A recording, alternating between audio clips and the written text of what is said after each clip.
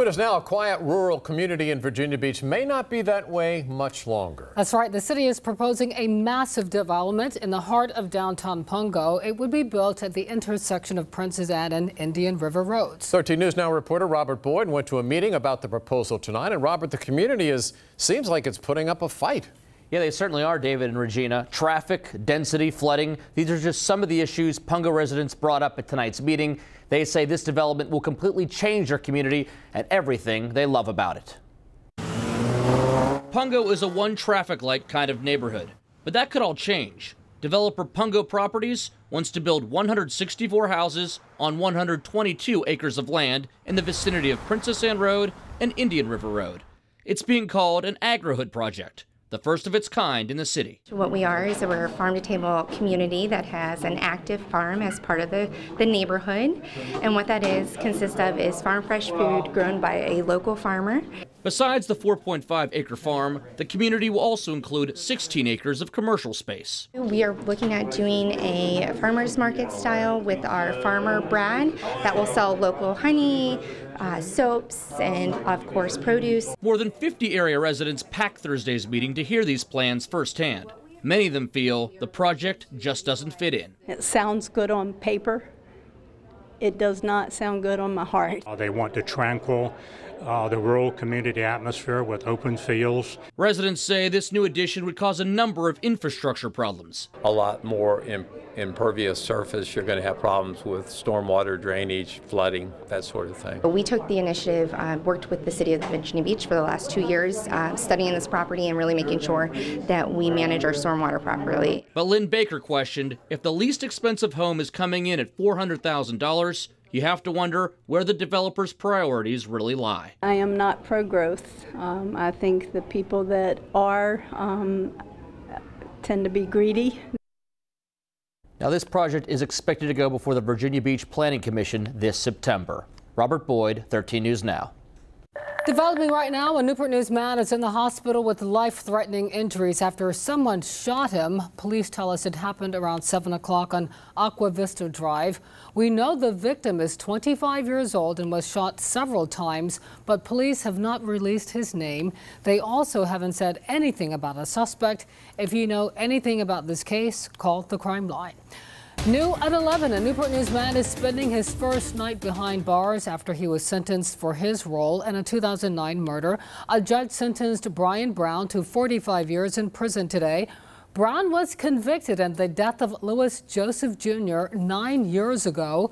Court documents show 2 other men beat and shot Joseph to death at his Denby home while he was babysitting a 5-year-old child. Brown gave those 2 men their weapons and drove them to and from the scene. The other men, Mark Wallace and Joseph Benson, are set to be sentenced later this summer. Right now, investigators are working to determine whether this man that you see right here should face more charges for the role police say he played in a deadly crash. Right now, James Thompson is charged with DUI and driving with a suspended license. Police say he was behind the wheel of a minivan that hit and killed Jonathan Justice late last night. It happened on North Military Highway in Norfolk. We're told Thompson did stay at the scene of the crash and was not hurt. Tomorrow morning, you're invited to meet with Isle of Wight County leaders to learn more about a proposed juvenile detention center there. The plan right now is to build it near Shirley T. Holland Intermodal Park, that's outside Windsor. The Department of Juvenile Justice proposed building the center, and lawmakers included money for it in the state budget that was adopted last month. But there's mixed reaction to the idea. Build something that's going to make something a difference in the community instead of building something that's going to try to bring the community down. With regard to its proximity to Windsor, we believe it's going to provide some economic boost to that community.